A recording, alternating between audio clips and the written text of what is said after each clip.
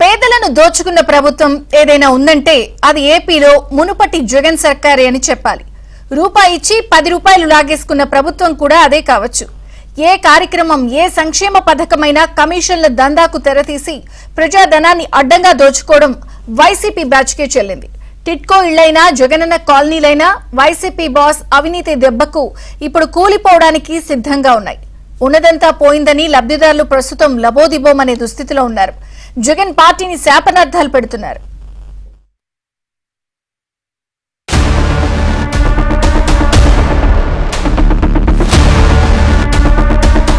రెక్కాడితే గాని డొక్కాడని ప్రజలను దోచుకోవడం ఎలాగో వైసీపీ వారిని చూస్తేనే తెలుసుకోవాలి.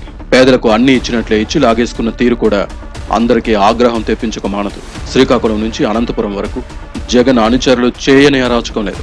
అందులోనూ ఇళ్ల నిర్మాణంలో చేసిన దందాలు ఇప్పుడు బయటపడుతున్నాయి. జగనన్న కట్టించిన ఇళ్లలో వెళ్లలేక, అలాగని అద్దెలు చెల్లిస్తూ బయట ఉండలేక జనం బాధలు వర్ణనాతీతంగా ఉంటున్నాయి. ప్రభుత్వం ఇచ్చిన కాలనీలు పేదలకు శాపంగా మారుతున్నాయి.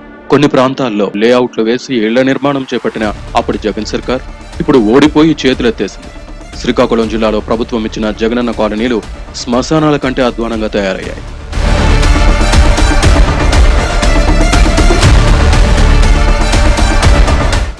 జగనన్న కాలనీల పేరుతో ఇచ్చిన ఇళ్లలో ఒకరిద్దరు మినహా ఎవరూ ఉండే పరిస్థితి లేదు. పూర్తి స్థాయిలో లబ్ధిదారులు నివాసాలు ఉండకపోవడంతో, మరికొంతమంది నిర్మాణాలు చేపట్టకపోవడంతో జగనన్న కాలనీలు అసాంఘిక కార్యక్రమాలకు కేంద్ర బిందువుగా మారుతున్నాయి. నాటి ప్రభుత్వం పేదలపై సవతి తల్లి ప్రేమ చూపించిందన్న విమర్శలు వినిపిస్తున్నాయి. నివాసయోగ్యం కాని ప్రాంతాల్లో జగనన్న లేఅవుట్లు ఏర్పాటు చేసి ఇళ్ల నిర్మాణం చేపట్టాలని పేదలపై జగన్ ప్రభుత్వం ఒత్తిడి తెచ్చింది. దీంతో దిక్కుతోచని స్థితిలో జగనన్న కాలనీల్లో అప్పులు చేసి మరీ లబ్ధిదారులు ఇళ్ల నిర్మాణాలు చేపట్టారు. ఇప్పుడు కనీస సౌకర్యాలు లేక జనావాసాలకు దూరంగా ఉండడంతో లబ్ధిదారులు తీవ్ర అవస్థలు పడుతున్నారు.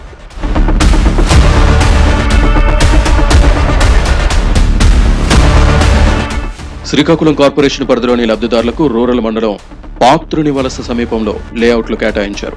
కానీ శ్రీకాకుళం పట్టణానికి దూరంగా ఏర్పాటు చేసిన లేఅవుట్ల నుంచి జీవనోపాధి కోసం పట్టణానికి వచ్చే పేదలు తీవ్ర ఇబ్బందులు పడుతున్నారు.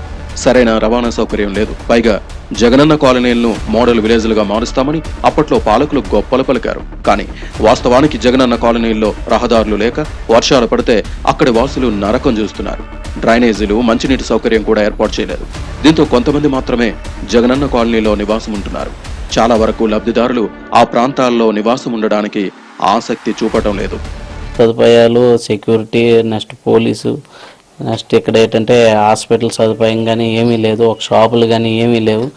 పగలు వెళ్ళాలన్నా ఆటోలు ఛార్జీలు ఎక్కువ ఛార్జ్ చేసి బుక్ చేసుకొని వెళ్ళవలసిన పరిస్థితి వస్తుంది. ఇక్కడ ఎటువంటి సదుపాయం లేదు. ఆడవాళ్ళు మెయిన్, మేము మగవాళ్ళం ఎలాగ పనులకి గట్రా బయటకు వెళ్ళిపోతాం కాబట్టి ఆడవాళ్ళు ఒంటరిగా ఉండాలంటే ఇక్కడ భయంగా ఉండవలసి వస్తుంది పిల్లలతోటి గట్రా. జగనన్న కాలనీలు ఖాళీగా ఉండడంతో సంఘ విద్రోహ శక్తులు తిరుగుతున్నాయి. రాత్రిపూట అక్కడే మద్యం సేవించి తిరుగుతున్నారు. మద్యం సీసాలను అక్కడే పడేసి వెళ్లిపోతున్నారు. గంజాయి బ్యాచ్లు స్వైర విహారం చేస్తున్నాయి. ఇదిలా ఉంటే జగనన్న కాలనీల్లో నివాసం ఉన్న వారికి ఏదైనా ఆరోగ్య సమస్యలు వస్తే తీవ్ర ఇబ్బందులు తప్పడం లేదు. జగనన్న కాలనీల్లో ఏర్పాటు చేసిన మెడికల్ సెంటర్ల నిర్మాణాలు అసంపూర్తిగానే మిగిలిపోయాయి. రోజువారీ పనులు చేసుకుని కాలం వెళ్లదీసే పేదలు బయట ఇంటి కిరాయిలు కట్టుకోలేక సమస్యలతోనే సావాసం చేయాల్సిన పరిస్థితి ఏర్పడింది. ఇక్కడ కాలనీలు, రోడ్లు, కాలువలు మాకు చాలా ఇబ్బందిగా ఉంది. కొలాయిలు కూడా రావట్లేదు. ఇక్కడ ఏదైనా కష్టం వస్తే ఎవరికి చెప్పుకోవడానికి కూడా లేదు. కొంచెం దొంగ భయంగా ఉంది. అంటే ఆడవాళ్ళు ఉండడానికి చాలా భయంగా ఉంది. ఈ వెనకతలు ఏది జరుగుతుందో కూడా తెలియదు. ఇక్కడ మగపిల్లలు ఎక్కువ మందు వేసుకుని చాలా న్యూసెన్స్ గా ఉంది. కొంచెం భయంగా ఉంది మాకు. దయచేసి మమ్మల్ని అర్థం చేసుకోండి. ఇక్కడ మాకు సెక్యూరిటీగా పోలీస్ బందోబస్తు కావాలి. ఒకరు కానీ ఇద్దరు కానీ పెట్టండి. ఇక్కడ ఆడవాళ్ళు ఉండడం చాలా కష్టం అవుతుంది. పిల్లలతో మేము తిరగాలన్నా కూడా కష్టంగా ఉంది.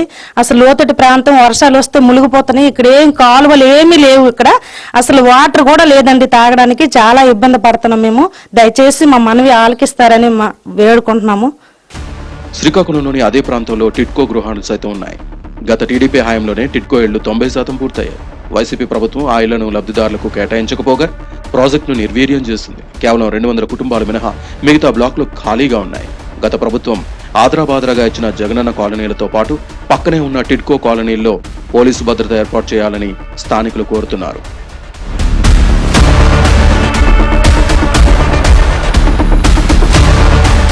శ్రీకాకుళం జిల్లా సంగతి అలా ఉంటే రాష్ట్రంలోని ఇతర జిల్లాల్లో జగనన్న కాలనీల పరిస్థితి కూడా అధ్వానంగానే ఉంది.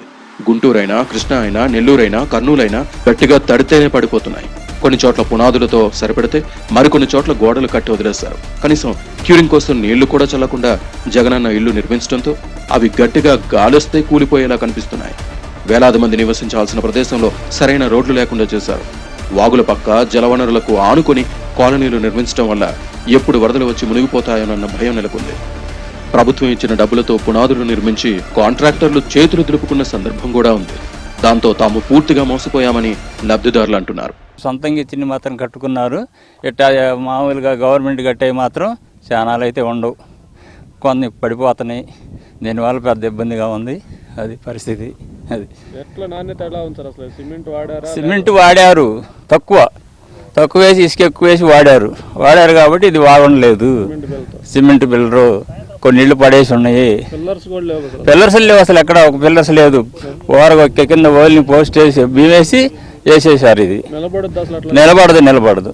ఇప్పుడు కాళ్ళు లేకుండా ఉంటే ఎట్లా నిలబడతాం? అది కూడా పరిస్థితి అదే పరిస్థితి. గుంటూరు దగ్గర పేరేచర్లలో లేఅవుట్లు నాసిరకం నిర్మాణాలతో ఇళ్లు కూలిపోయేందుకు సిద్ధంగా ఉన్నాయి. కాంట్రాక్ట్ సంస్థ నిర్మించిన ఇళ్లలో లోపాలు కనిపించడంతో 20 ఇళ్ల వరకు కూల్చేయాల్సి వచ్చింది. గోడలు నెర్రెలిచ్చి చూసేందుకే ఒళ్ళు గగురు పొడిచే విధంగా ఉంది. తమ డబ్బులతో ఇల్లు పూర్తి చేసుకున్న వారు సైతం రహదారి లేదని, మౌలిక వస్తువులు లేవని చెబుతూ ఇళ్లలోకి రావడం లేదు. అసలు జగనన్న ఇళ్ల స్కామ్ పై సమగ్ర దర్యాప్తు జరపాలని జనం కోరుతున్నారు. ప్రస్తుత కూటమి ప్రభుత్వం త్వరగా చర్యలు తీసుకోవాలని వారు విజ్ఞప్తి చేస్తున్నారు.